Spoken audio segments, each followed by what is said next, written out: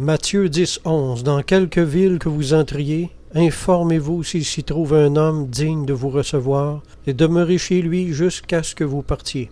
En passant, quand Jésus parle d'un homme digne, ça implique un certain mérite. Dans les milieux protestants, la question du mérite a été très mal comprise jusqu'à aujourd'hui. On tend à diaboliser toute forme de mérite. Merci à la Réforme pour cette confusion. Mais la vérité, c'est que tout mérite n'est pas nécessairement exclu de la vie du chrétien. Il existe un faux mérite, mais il y a un bon mérite également. On a ici un exemple de saint et de bon mérite devant Dieu. Je ne m'étendrai pas ici sur le sujet davantage, c'était seulement une parenthèse, on va revenir au verset. Le Seigneur nous enseigne ici à ne pas cultiver, premièrement, cultiver l'amitié des personnes qui se déclarent ennemies de Jésus-Christ, mais au contraire de rechercher la compagnie des gens de bien. En entrant dans une ville nouvelle, les apôtres ne pouvaient pas connaître tout le monde, ils ne pouvaient pas connaître une telle personne digne de les recevoir. Leur choix devait se guider sur l'opinion générale, le jugement des voisins.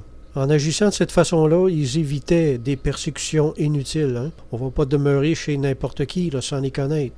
Saint Chrysostome a écrit « Le Seigneur voulait que ses apôtres brillent plus encore par leur vertu que par leurs miracles. » Et une marque très claire de la vertu, c'est de renoncer aux choses superflues. Bon, en les appelant comme évangélistes et apôtres, le Seigneur les dépouille de tout. Mais remarquez comme il leur donne tout avec abondance en retour. Ils avaient quitté leur maison, mais pouvaient demeurer dans la maison de tous ceux qui étaient amis de l'Évangile. Les disciples se découvraient des foyers partout où ils passaient. Puis comme les apôtres ne possédaient rien, il leur fallait que le nécessaire. Les apôtres ne devaient pas aller de maison à maison pour demander l'hospitalité afin de ne pas sembler tirer profit de tout le monde. En agissant ainsi, ils persuadaient les gens plus facilement qu'ils étaient venus pour les sauver et non pour en espérer des dons. Amen.